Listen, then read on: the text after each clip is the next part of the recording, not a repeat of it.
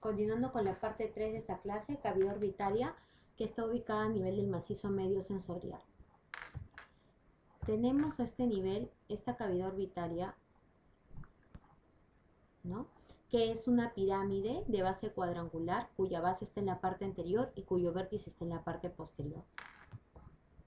Esta cavidad orbitaria va a albergar a una estructura denominada el globo ocular, con los músculos extrínsecos y todas las estructuras anexas. Las dimensiones de la cavidad orbitaria va a tener un volumen de 30 centímetros cúbicos, un diámetro vertical de 35 milímetros, un diámetro horizontal de 40 milímetros, una longitud de la pared medial aproximadamente de 45 milímetros, una distancia de la parte posterior del ojo al agujero óptico de 18 milímetros y una longitud de la porción orbitaria del nervio óptico aproximadamente de 25 milímetros. La base está en la parte anterior y el vértice está en la parte posterior.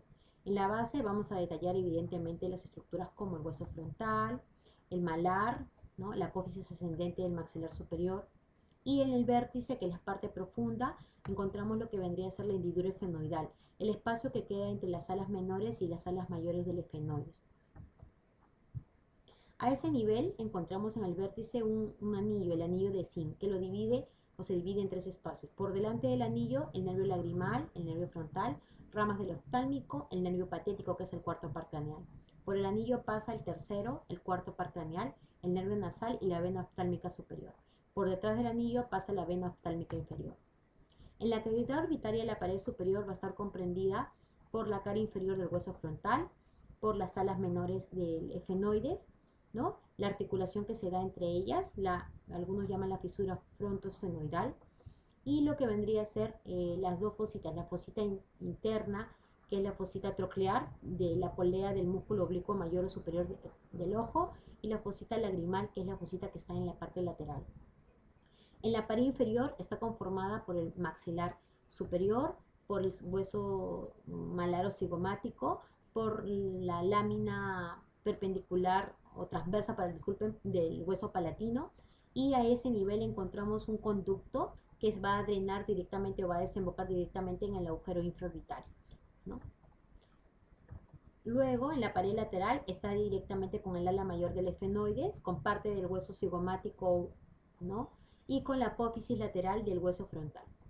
A ese nivel también tenemos lo que vendría a ser la hendidura efenoidal y un espacio que hay entre la fisura efenomaxilar, respectivamente, ¿no?, y la articulación que se da entre estas estructuras óseas. En la pared medial está formada por la apófisis ascendente del maxilar superior, por el unguiso lagrimal y por parte del hueso etmoides, ¿no?, y las alas menores también algunos autores mencionan del hueso esfenoides. A este nivel vamos a encontrar la pared medial, encontramos lo que ya hemos detallado y sobre todo principalmente encontramos el conducto lagrimal, y también a ese nivel encontramos los agujeros etmoidales, anterior y posterior respectivamente, para el paso del van etmoidal, recordando que las arterias etmoidales son ramas de la arteria oftálmica, ¿no?, respectivamente. Luego vamos a tener los ángulos infero-interno, donde está el conducto lagrimal, ¿no?, donde tenemos el ángulo supero-externo, donde está lo que vendría a ser la fosa lagrimal, la hendidura esfenoidal, el ángulo infero-externo, que está directamente con este surco que emerge hacia el agujero infraorbitario, y la hendidura exfenomaxilar, ¿no? ¿Qué tenemos? ¿Qué alberga esta cavidad orbitaria? Alberga el globo ocular. El globo ocular va a tener tres túnicas concéntricas. La primera túnica, la más externa, es lo que vendría a ser y conforma la sexta parte anterior, es la córnea, que es transparente, tiene una cara anterior convexa, una cara posterior cóncava, ¿no? Está formada por epitelio estratificado no queratinizado, va a haber una capa de Botman, en un tejido conectivo denso que se domina la sustancia propia, donde encontramos también la membrana de Descemet y el epitelio endotelial no escamoso. Luego, detrás de lo que vendría a ser los dos sextos posteriores a la córnea, encontramos la esclerótica, que también tiene una cara externa que está en relación con una estructura donde se van a insertar los músculos extrínsecos del globo ocular, y una cara interna cóncava respectivamente. La esclerótica está en relación directa con la segunda capa del globo ocular, que es la coroides, ¿no? Luego tenemos también una parte que es la túnica o pared medial, donde encontramos el tracto uveal, conocido como el iris, el cuerpo ciliar o los procesos ciliares y la coroides. El iris es esa estructura que tiene fibras radiadas que le da la coloración del ojo. Va a tener una circunferencia mayor, una circunferencia menor, y en la circunferencia menor tenemos la pupila. Recordando que la pupila, ¿no es cierto?, cuando son iguales se denominan pupilas isocóricas. Cuando son muy pequeñitas, muy reducidas, es miosis. Cuando están bien dilatadas, es midriasis. Cuando hay una pequeñita y una más dilatada, es lo que vendría a ser anisocoria, ¿no? ¿Quién va ¿Quién va a regular todo esto? El músculo esfínter de la pupila, cuyas fibras son circulares, y el músculo dilatador de la pupila, cuyas fibras son longitudinales respectivamente. Luego tenemos también los procesos ciliares. Los procesos ciliares, de ellos van a desprenderse los cilios que van a sostener a lo que vendría a ser el cristalino, que es la lente biconvexa, ¿no? Y ahí encontramos esta segunda capa, ¿no?, que está por dentro de lo que vendría a ser lo que está entre lo que es la esclerótica y la retina, que es esta segunda capa, que es la coroides. Tenemos coroides propiamente dicha, coroides ciliar, que está en relación con los procesos ciliares, y coroides iridiana, que cubre la cara posterior del iris, respectivamente. Luego tenemos la tercera túnica, que es la parte más interna, que es la retina, y en esta retina encontramos los bastones y los conos. Los bastones están en la retina periférica y los conos prácticamente se van a encargar de los pigmentos fotosensibles, se van a encargar de la agudeza visual y de la discriminación de los colores. Los medios restringentes a este nivel tenemos la córnea, que ya le hemos descrito. A este nivel encontramos cámaras, la cámara anterior, que está entre la cara posterior de la córnea y la cara anterior del iris, donde hay humor acuoso, la cámara posterior del ojo, que está entre la cara posterior del iris y la cara anterior del cristalino, donde hay humor acuoso también. Y detrás del cristalino, hacia la cara interna de la retina, encontramos lo que es el cuerpo vítreo o humor vítreo.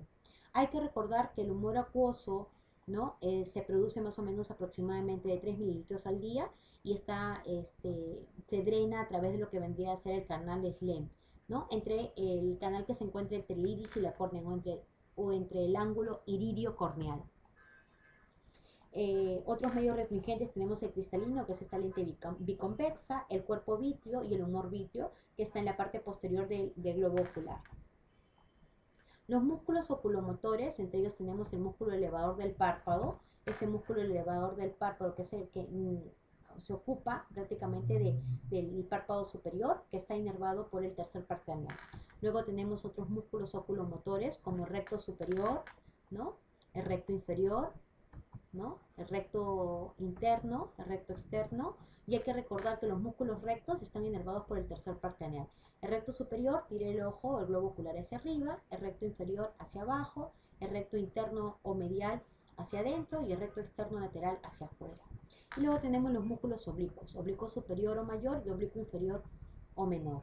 El músculo oblicuo superior es el que tiene la polea, que está en relación directa con el ala del efenoides, va hacia lo que vendría a ser la fosita troclear, que está en el techo de la cavidad orbitaria, y se dirige hacia el globo ocular, ¿no? La función de este músculo oblicuo superior va a ser girar el ojo hacia abajo y hacia afuera, a diferencia del músculo oblicuo inferior, que va hacia abajo y tira el ojo hacia arriba y hacia afuera respectivamente. ¿Qué nervios van a encargarse de inervar acá? Recuerden que todos los rectos están el recto superior, inferior, el recto medial está inervado por el tercer par craneal, así como el músculo oblicuo inferior o menor. El cuarto par craneal inerva el músculo oblicuo superior y el recto externo está inervado por el sexto par craneal.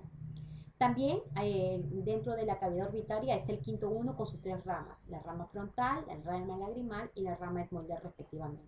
Y recuerden que del polo posterior del ojo emerge lo que vendría a ser el nervio óptico, que es el segundo par craneal, y atraviesa el agujero óptico de la base del cráneo, para conformar lo que vendría a ser el quiasma óptico, la cintilla óptica. Luego vienen las radiaciones de gradiolet y termina en lo que vendría a ser la cisura calcarina en el lóbulo occipital, ¿no?, a nivel del lóbulo occipital, área 17, 18 y 19, área de la visión.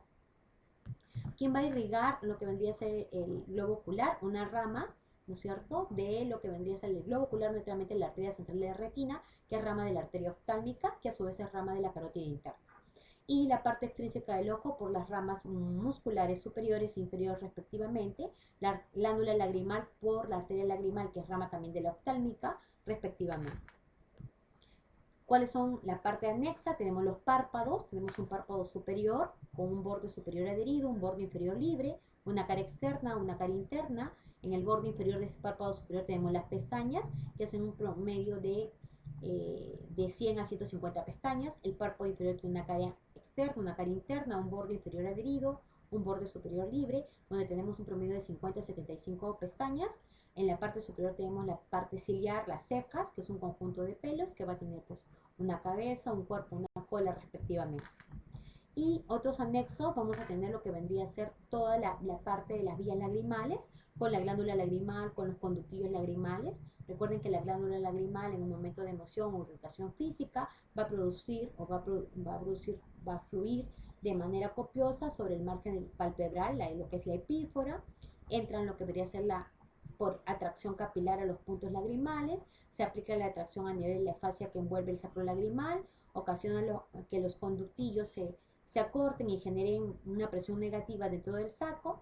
Luego las lágrimas son atraídas por el saco lagrimal y pasan por gravedad y atraviesan el conducto lagrimal para salir luego por lo que vendría a ser el meato inferior a nivel de la cavidad nasal, respectivamente.